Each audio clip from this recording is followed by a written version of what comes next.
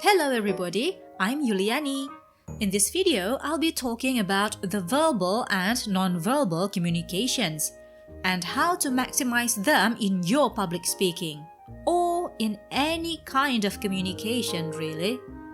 First, I'll talk about verbal communication and how to make the most of it. Then, I'll discuss non-verbal communication and ways to use it. After that, I'll show you how you can have a great public speaking performance using these two. Ready? Let's go! Verbal communication is the use of words to deliver a message. Some forms of verbal communication are written and oral communication. In written communication, we've got letters, texting like chats or SMS, emails, articles, statuses, captions, and books. Meanwhile, in oral communication, we can deliver our messages through face-to-face conversations, speech, host, and interviews. You know, you can actually improve your verbal communication skills by doing some of these things. And it can be applied both in your native language or when you want to speak in another language. First, use a strong, confident speaking voice. Strong here doesn't mean loud or scream or in high pitch. Strong here means clear and firm, like you know what you're talking about. Then, you need to sound confident. For example, when I say, "Hello, my name's Yuliani. Nice to meet you." I sound like someone who feels insecure and shy, maybe scared, don't I? But when I say, "Hello, my name's Yuliani. Nice to meet you," do I sound more confident?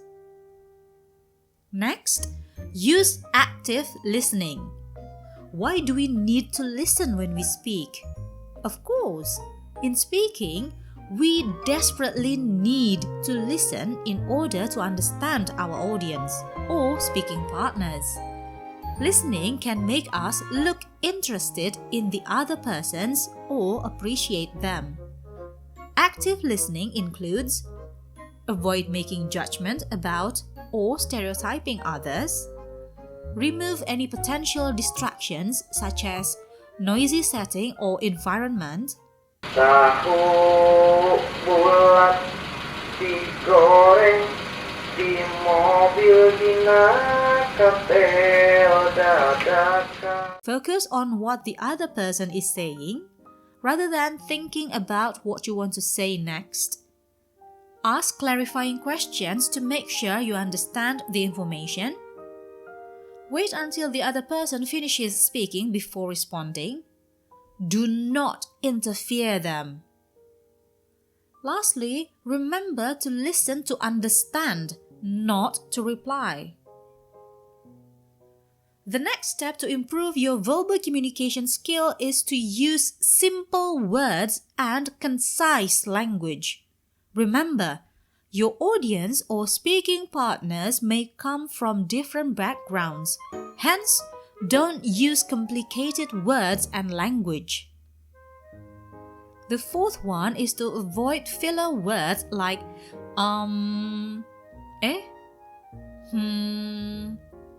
apa ya,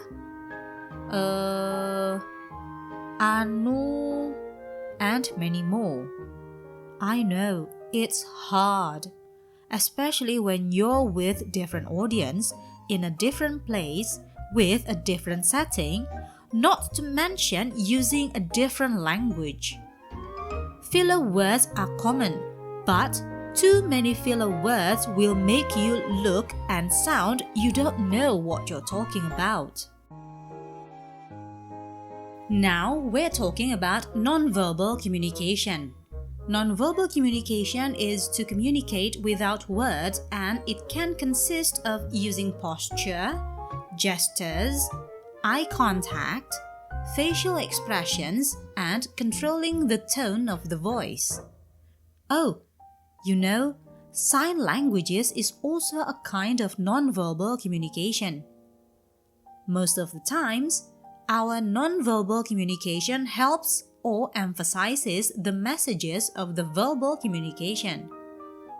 There are two types of nonverbal communications, visual and non-visual.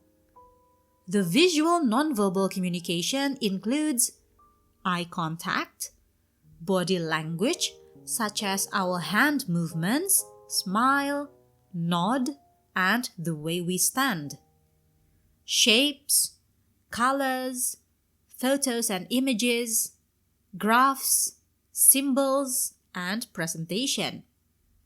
Meanwhile, the non-visual nonverbal communication are music, tone of voice, pitch, pace of speech, and sound.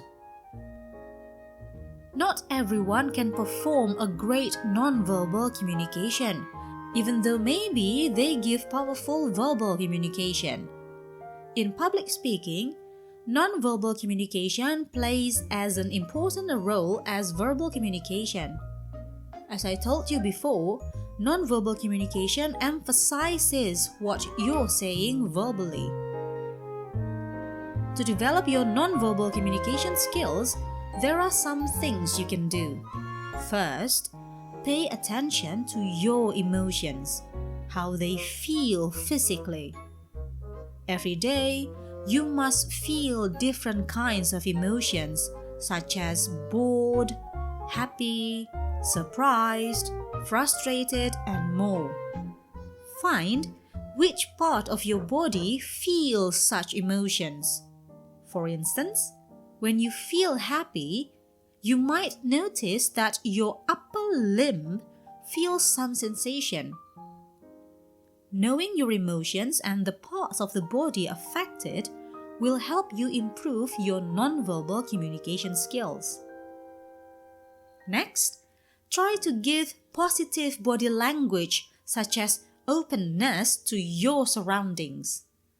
Let the nerves in your body lead the way.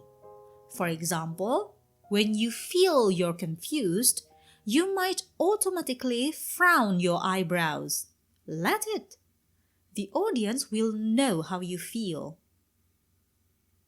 Lastly, when you see examples of nonverbal communications that you think effective for your own nonverbal communications, mimic them.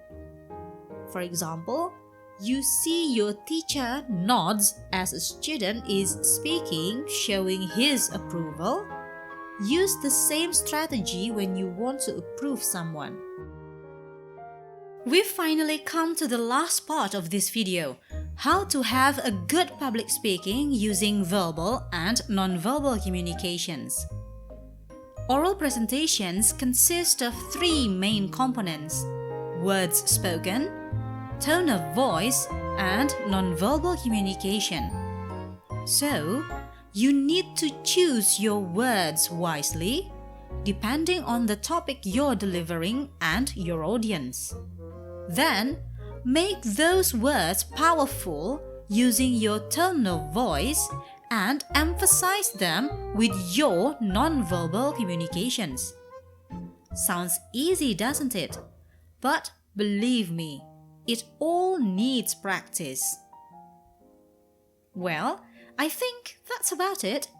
I hope what I give you will enrich your knowledge about public speaking. See you in another video.